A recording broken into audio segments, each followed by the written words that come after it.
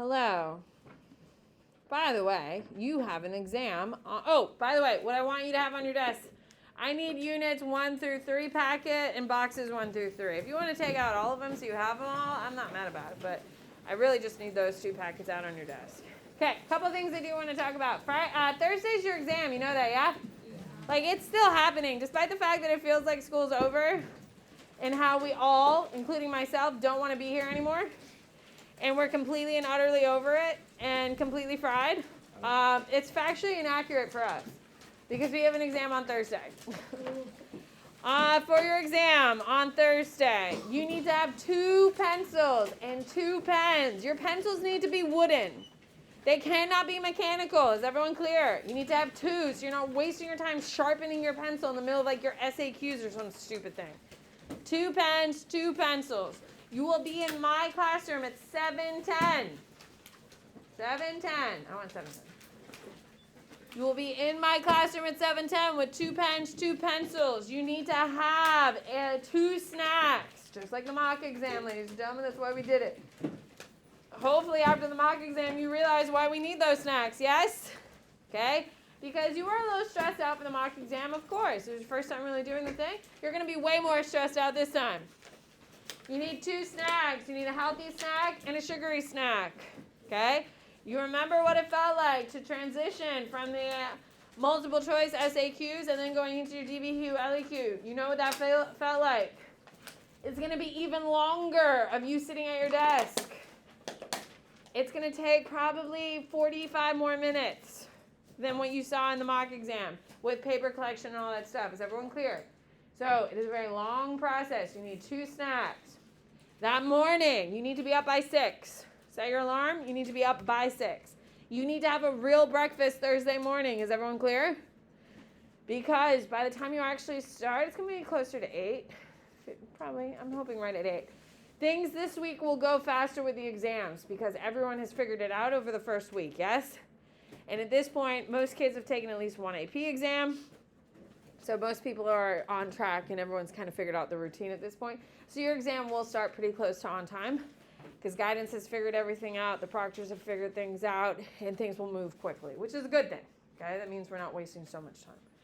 I am telling you, 6 o'clock you need to be up. You need to eat like a real breakfast. Fats, protein, carbs, the whole thing. Like make like a real breakfast. Wake up for yourself and make yourself something. I'm not telling your mom she needs to wake up or your dad and make you breakfast. If you're smart enough to take an AP exam, you can put together some food. You need to be in my classroom at 7:10. You will be walking over there at 7:20, at 7:30. Go in, 2 pens, 2 pencils, and your AP labels. If you don't know, this is their first exam of the year, my exam, your AP labels will be sitting on your desk. But if you're smart enough to take multiple AP exams, you're smart enough to carry your own damn labels into the exam. Is everyone clear? So carry your labels, bring them with you. Don't be an idiot. Pack them. So 2 pens, 2 pencils, AP labels. You need to have 2 snacks. A sugary one, something you're excited to eat. I always prefer peanut butter M&Ms. You know how I'll be. And then you need a healthy one. You need to eat a real breakfast. And you'll be done probably closer to like 12:30, just so you psychologically prepare, because the paper collection is really long, and AP World is the biggest of the hard tests. Okay, I do have some news. Oh God, that sounded like I was quitting, didn't it? I'm applying for school board. Oh God, no, I'm not that political. Here we go. What? I was gonna say you're like I'm I'm teaching teaching another AP class. AP. I'm just You're kidding. teaching A push? No. Stop signing me up for more requirements here. Ladies and gentlemen, so on Friday, A Push and AP Euro took their exams. Okay? You all know A Push, AP Euro are the same family of exams as AP World. Yes, it's the same exact formats, same SAQs, LEQ, DBQ, same timing. For the first time ever, there will be 2 full formats in the room when you're testing. So there will be 2 separate DBQs. It's the first time in like the history of AP. beforehand, no matter if you took the digital, which is new of 2020, of course, and then, or you took the paper, everyone got the same DBQ. That is gone. Those times are gone. In the room, it's looking like across the country, because I'm in a Facebook group with like 12,000 world history teachers. What's their password? Is that what you're saying? No, because I'm not a turd. What if they like are mean to you? Do you think I comment? Do I seem like someone who's actively social on social media? That would be AP so World. rude to be like, what's your pass rate? Mine's 100. Yes, but things are different. There are other people who work really, really hard in low-level schools and who are getting 5 kids to pass out of 15, and that is way harder than what I do. So it's all in perspective. It's true. Now, if we're at the same school and you have a shitty pass rate, I judge the hell out of you. Yeah, if we're at the same school, same population, I'm coming for you. Anyway. There's 2 different forms for Gov. Well, see, I don't know anything about Gov and comparative because it's my first year, so I can't judge on that. AP World, I got this shit. So what I am going to tell you, there's 2 different formats in the room, 2 different DBQs. I talked to Carbon this morning. The 8-push exam questions were released, they're free. And he looked at both of them real quick. He's been doing this for longer than I have. And he's like, there's a definitive easy and a definitive hard. Now, please listen. Before you freak out, there is no reason to freak out. I just don't want you to see this information on the internet and start spiraling out of control. I think you should hear it from me, not the internet. Is everyone clear on that?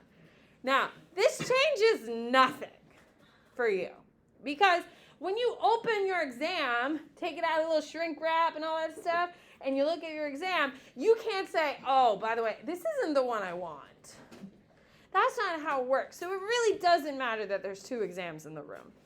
Why it does matter, it's because it's a point of contention on the internet. I don't know if you saw about it. It's only going to become more stressful for other people, not us, because we're prepared. And it's something that AP teachers had no idea was coming. No one told us. So no one knew, even the gurus like Heimler. Cover your damn mouth, man. I don't need to see your tonsils. Even Heimler and all the other people, even Packer, who I hate more than anything, never told us anything. So no one likes Packer. That guy is such.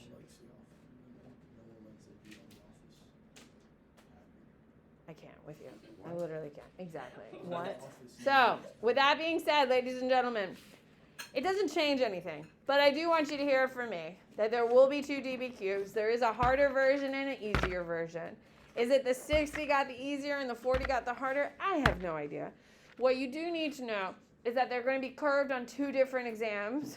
Okay? Each exam personally, every format gets its own curve. I will say, if you get the harder one, you can do worse on the harder one and score higher. Because if the average student has a low score on it because they didn't work as hard throughout the year, and you do better, significantly better than them because we have done the work, we show up every single day, we do the damn thing, you're more likely to pass. Does that make sense? It just doesn't mean you're excited about the prompts. You're going to say shit and then start going. The easy one, you might be like, okay, and go. So there is nothing you can do. There is nothing different that we are going to do. I just didn't want you to see the internet spiraling out of control and be like, oh my God, Miss Bennett didn't prepare. No, we're prepared. There's nothing we can do. So don't sit around and stress out about it. I will tell you, as teachers, we're pissed because it would have been nice to know ahead of time before, administration of the first damn test go out. But we're fine. I'm not freaking out. I'm freaking out because second period didn't know shit today, which we're going to go over here in a second. Oof. Huh? We're gonna know stuff. I hope so. First period killed it. Third period's going to kill it. Second period knew nothing. Nothing. What's up, Olivia? What if you get a DBQ on like cricket? Like, how do you write that? They give you, it's the same thing. You'll also not hear me speculate to what is the DBQ this week. Why? Because now there's 2. So, okay, well, that's not helpful. And then on the other side of it, it doesn't matter because I'm never going to pick cricket. I'm never going to pick American football or European football, whatever crazy topic they pick. So it doesn't matter. But we are prepared to write whatever they give us, yes? They're going to ask you a question. They're going to give you 7 documents, and you just make it work. Because at the end of the day, it doesn't have to be perfect to pass. It just has to be better than the average. And we are better than the average in everything we do. So, I'm telling you this because I don't want you to hear on the internet. It doesn't change a damn thing. So, there's nothing to worry about. My anxiety has nothing to do with 2 DBQs sitting in the same room. Doesn't affect me. Do you want to know why there's 2? It's because there's so many kids taking the digital exam. It's now a threshold of like 40%. Here at Plant, you don't get to choose between paper or digital. You're only forced to take paper, which is honestly better, because they have so many problems with the digital stuff. You're forced to take paper. Other schools give choices. With that being said, because so many people have chosen the digital, they have to release the digital because so many people have taken it. And they obviously have to release the paper, which is the most popular choice, but it's starting to become more like 50-50. With that being said, if they have to release both exams, they might as well use both exams. So now the paper test, you'll have what they designed originally for the paper test. And whatever the digital test is, they've just printed it on paper, like normal setup. And so half the room, 60-40, will be paper and what would have been the digital test. Which one's easier? I don't know. But that's why, because they have to release both tests, so they might as well. They can't use these prompts again, so they might as well divide the rooms. What? With online kids, it's type. Yeah, how else would they submit? Well, that's not fair, right? Because it's like so much faster to type than it is to write. So if you get like How would they write? Would you want them to have a fake pencil? Well, yeah, but if you have the same version as the one the digital kids are getting, and they have an advantage because they're typing. Yeah, but the typing digitally, that's also harder because they can't annotate the documents. There's pro cons on everything. Questions? That's why it's happening. So be aware. It's better you hear from me than find out when you open your exams, yes? So we have a bit of an advantage, even though I'd really like to be done right now. Ren's done and he's happy and joyful. Show off. He's not happy? Why is he not happy? Well, because I just think he really likes his job, is what he likes his Oh yeah, he So doesn't he's want like, to I do don't it. want to. Well, I hung out with Jen Wren today, this weekend, and she's glad he's done. Here we go. On your whiteboard. I would flip over one of your review packets for Unit 1 through 3 to the back where you have some blank space. And I would write down, have a pen or pencil out, so you can write down some of the things you got wrong. Because if you're anything like second period, Woski Bobroski. Here we go on your whiteboard. Units 1 through 3 all fit into what time period? What is that time period, Desmond? 1200 to 1450 on your whiteboard. Okay, listen to me carefully. No answer that I will ask you today will be China. So if you're thinking, oh, I'm going to write down China, that's the answer. You're wrong. You're wrong. The answer will never be China. The answer will also never be Japan. The answer will also not be Russia. So, going forward for the remainder of the period, if you're thinking China, you're wrong. Just flat wrong. Now, could it be one of the dynasties? Of course. But dynasty is not China because China is a modern day country. Moving forward. What two dynasties in China are the cultural foundation? Good. Colin. Song and Tang. On your whiteboard, what dynasty in China is going to bring back Song and Tang? No. Thomas. Ming. On your whiteboard, what two dynasties in China are foreign?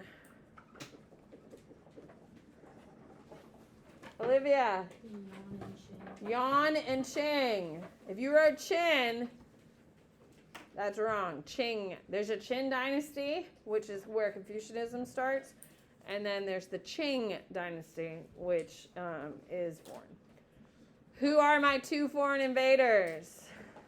Who are they, Alex? The Mongols and the Manchus. All right. Guys, we're already off to better than second. Here we go. On your whiteboard, please tell me, what is What am I describing? A empire conquers another region, and they give that region some autonomy as long as they pay a sum. Good. Kaden. Tribute. Tributary. On your whiteboard, give me 4 tributary civilizations. Why second period, idiots? You people are killing it. It's not Japan. That's not Japan. You just said Japan's on this one.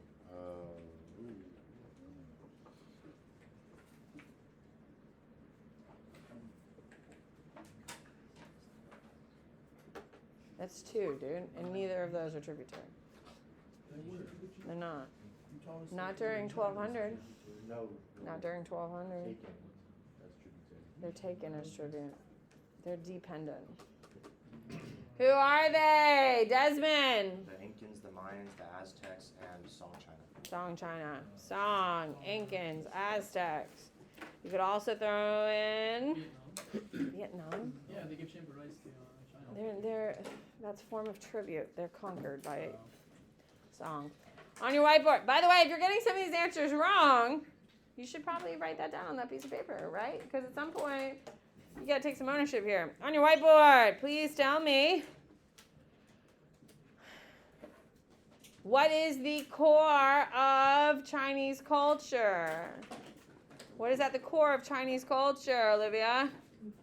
Confucianism. Who is the founder of Confucianism? Do not tell me Confucius.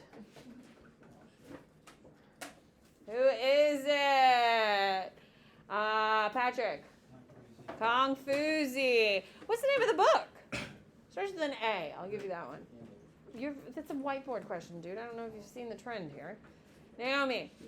Analects. Some of these things you should maybe write down if you don't know. There are a couple questions I'll ask you today that I will warn you and say, this is really, really hard. If you don't know it, you'll still be fine. But let's see who really knows their stuff. I'll tell you that. That everything else that I'm asking you should be able to tell me. Is everyone clear on that? This is the expectation until I say, hey, this is really, really hard. You may or may not know it. Is everyone clear on that? But if I ask you a question without that preface, you should know. Which means you need to write it down if you don't. On your whiteboard, please tell me, in Confucianism, what do we call the thing that has a 5 relationships to? Good. What is it? William. Filial piety. On your whiteboard, please tell me, what does Dar al-Islam stand for?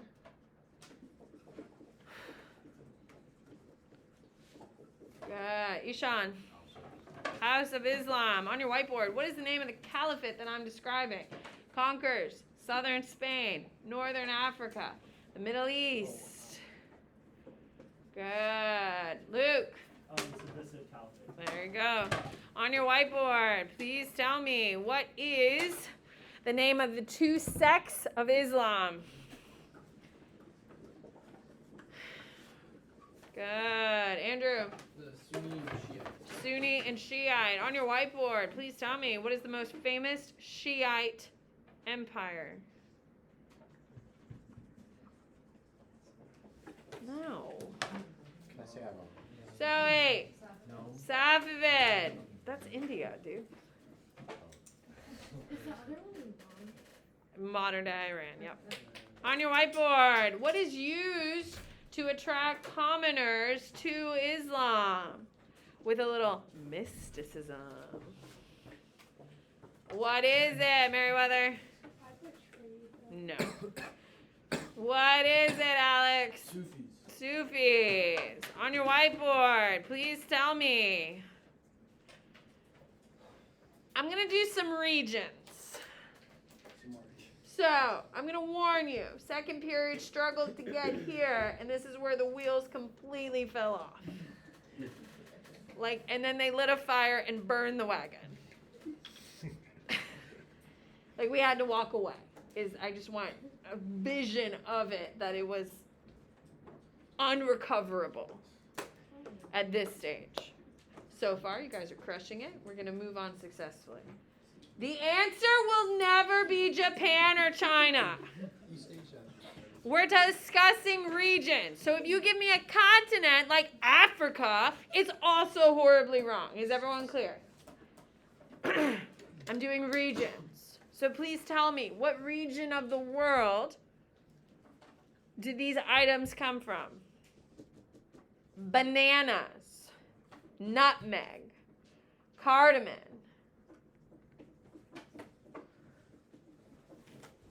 Oh, wait a minute.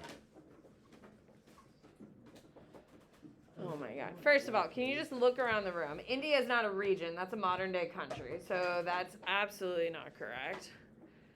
Latin America is not, no.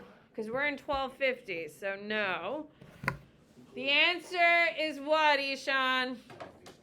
Southeast Asia. Bananas. Ladies and gentlemen, you have to know bananas. Bananas are coming from Southeast Asia because when Southeast Asia starts trading with Africa, we have a huge population change because of Bananas. bananas. What? Is China considered like southeastern or southeast? East. Oh, Like the thing. On your whiteboard. Please tell me where these civilizations reside in a region. Do not give me a continent. Here we go. Ghana, Malay, Songhai. Okay, this was an easy one, people. Caden, West Africa. West Africa. Ladies and gentlemen, right now, if you are struggling on this, you need to look at your regions map. Yes? We need to look at the regions. I can tell you, some of you have gone painfully wrong. Regions. Where am I describing cinnamon, pepper?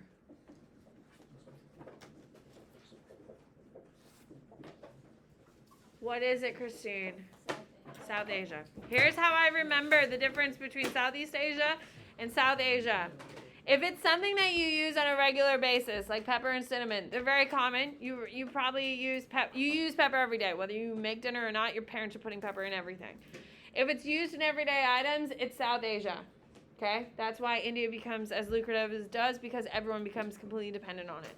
If it's weird holiday spices, What? that's It's not a spice. spice. That was really beautiful, guys. We all shut him down at one time.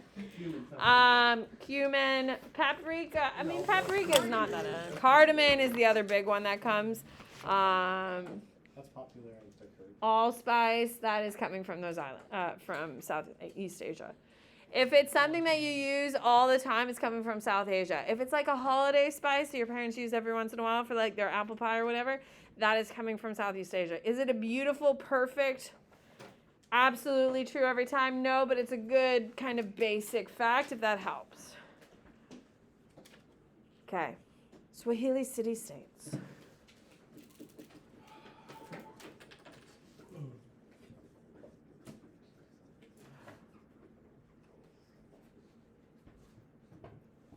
Some of y'all really need to check those region maps. What is it, Thomas? East Africa. Never eat soggy waffles. You know the Swahili city-states are along what body of water? What is it, Colin? Never eat soggy waffles. Andrew, you have not gotten 100%. You are not talking. Here we go. What is the oldest religion in the world? Oh my God.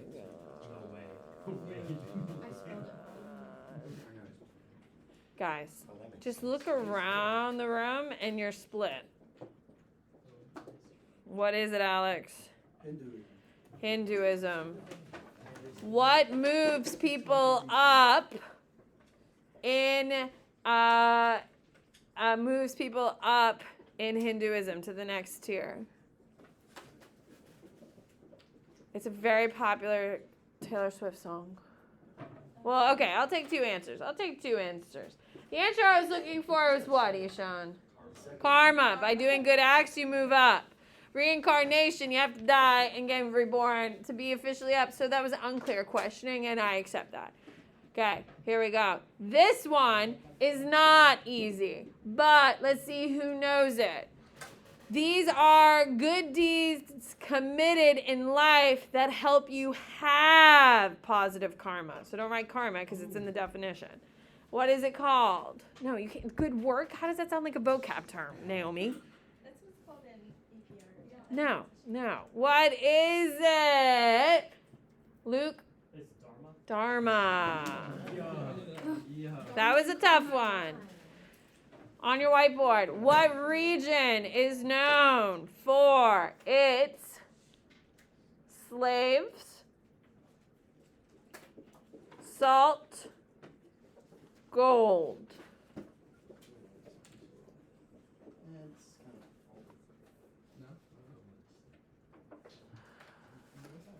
of No? Naomi. What is it? Yeah, West Africa. I wouldn't set you up for failure like that. No. West Africa. What is sub-Saharan Africa? What is that called? Like South Africa? East Coast. Yeah, we don't. South Africa is not really knowing. You don't need to know anything about it until imperialism. except abuse. That's imperialism, dude. Which is what I said. Here we go. What region am I describing? Pottery. Stoneware. Slaves.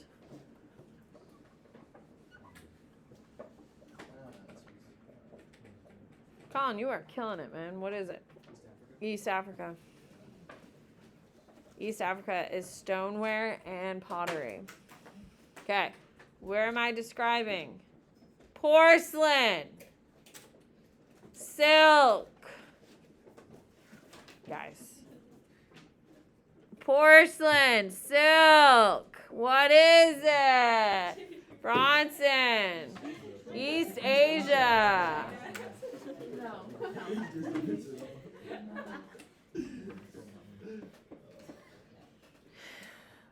Okay, I am going to describe an empire or dynasty, and you're going to tell me which one it is.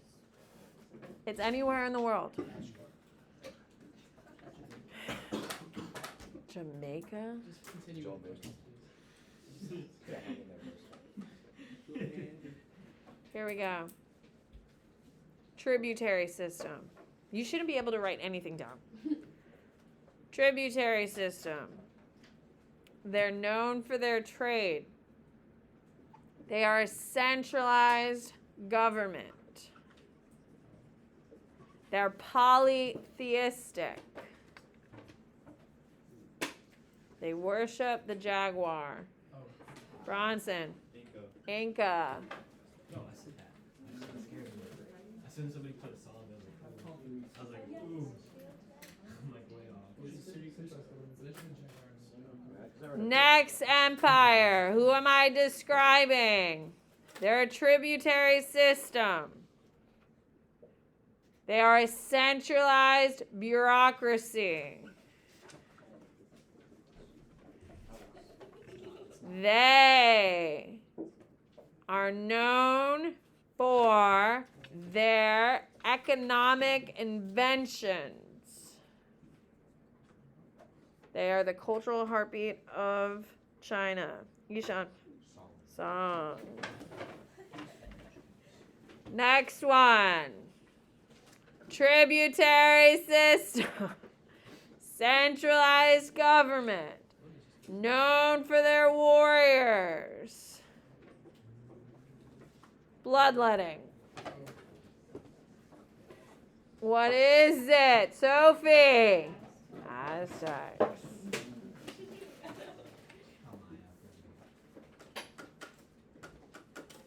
Here we go. Decentralized. Known for their trade. Known for their warriors. Spreads ideas faster than any other time period. Also the largest empire in the history of the world. Caden. Mongols. Mongols.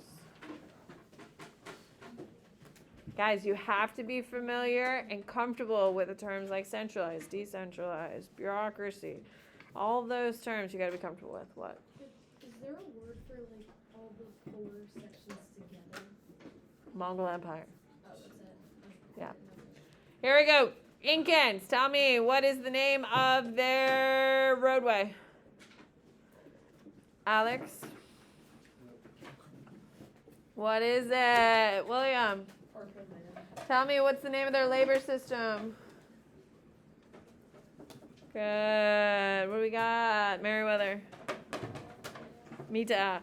On your whiteboard, please tell me, what is the name of the, how do you spell out the capital city of the Aztecs? I just need, like, you, like, know what it looks like if you saw it. There you go. Christine, let's hear it. Sure. That sounds good to me. On your whiteboard, who is the cultural foundation of all of Africa? Who? It's a group of people. They're the cultural foundation of all of Africa. Who is it, Christine? Bantu. On your whiteboard, please tell me what civilization in Africa is the only one to pick up Christianity. It goes by 2 names. Give me those 2 names. Well, that's 1. I need 2.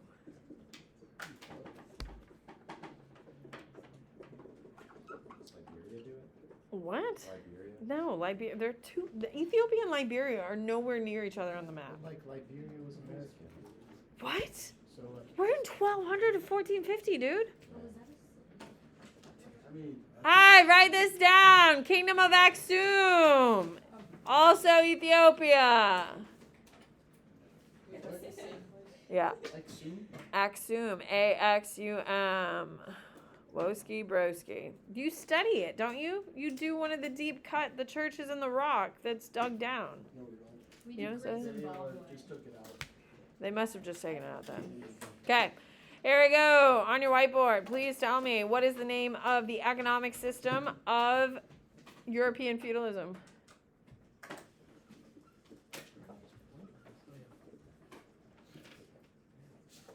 Some of y'all got weird answers. Mercantilism is wrong. Serfdom is not an economic system. I don't know. Question. What is it, Lauren? Minoralism. Feudalism is based on 2 things. What are those 2 things? Andrew, turn around. I have no patience. What are the 2 things feudalism is based on? Desmond. Rights not believe. On your whiteboard. What other empire uses feudalism? Don't you dare do it. I told you not to do it. Don't you do it. William, did you write it down?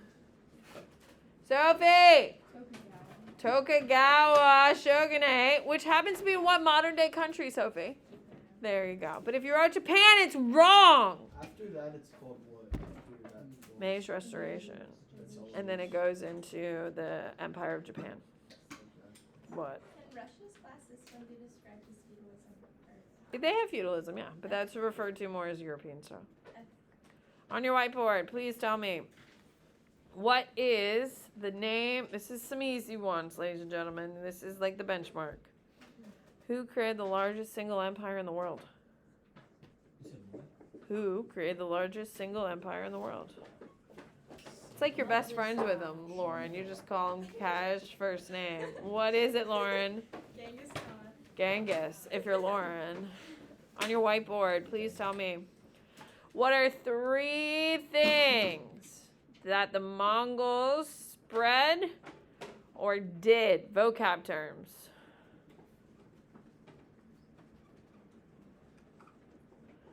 I can't wait for this to be over.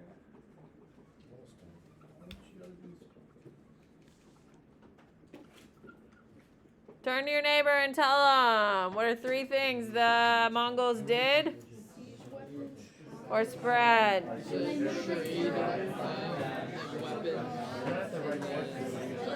3, 2, Adversaries, religious tolerance. You could also do Black Plague. You also could have written bank houses, flying cash, paper currency, siege weapons. All of those things definitely were done. Pax Mongolia would have been a really good one. Gunpowder, absolutely. There's tons of things you could have written. Here we go. What did the Mongols call Russia?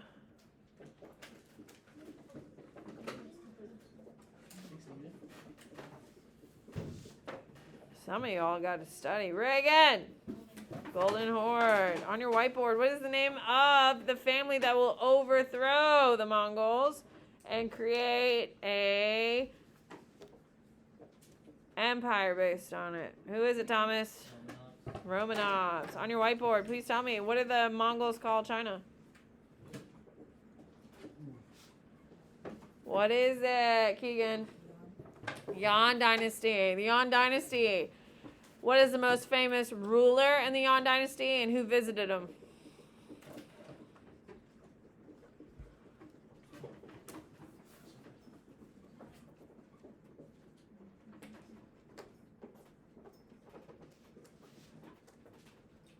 What is it? Jade. Kublai Khan and Marco Polo. Kublai Khan is the ruler Marco Polo visited. Who is the other famous traveler?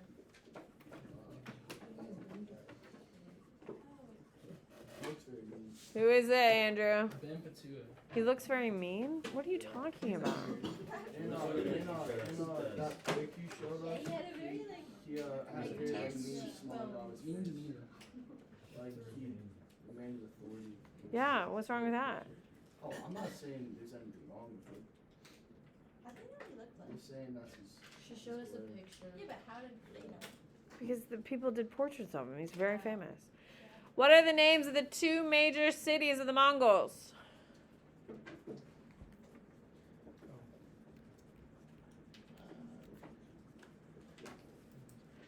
Desmond. Smartland and Castro. Smartland and Kashgar. On your whiteboard, please tell me, what am I describing? Coins became too heavy, so a new form of credit called what was introduced? Merchants could deposit this. What is it, Alex? Flying cash. On your whiteboard, by the way, I'm in Unit 2. On your whiteboard, please tell me, what is the most important trading city in India during this time period? Or South Asia? No. No. What is it, Olivia? Calcutta. On your whiteboard, it's the city. On your whiteboard, please tell me, what am I describing? Merchants are staying longer in places than they had before, establishing these types of communities. What is it, Sophie? There you go. What am I describing? It's a term. When we trade between two regions, what is that described as?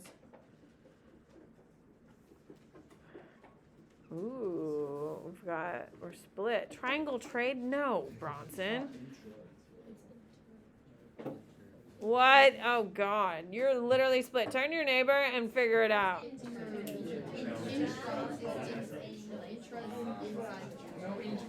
Three. Two. Listen, the answer is inter-regional. Listen, if you're going to fly out of this country and go to another country, at the airport, what terminal do you go to? That's how I remember. So if you're going out of one region to another, it's inter-regional. If you're inside one region, it's intra. It's within the same region. International terminals where you go to fly out of the country.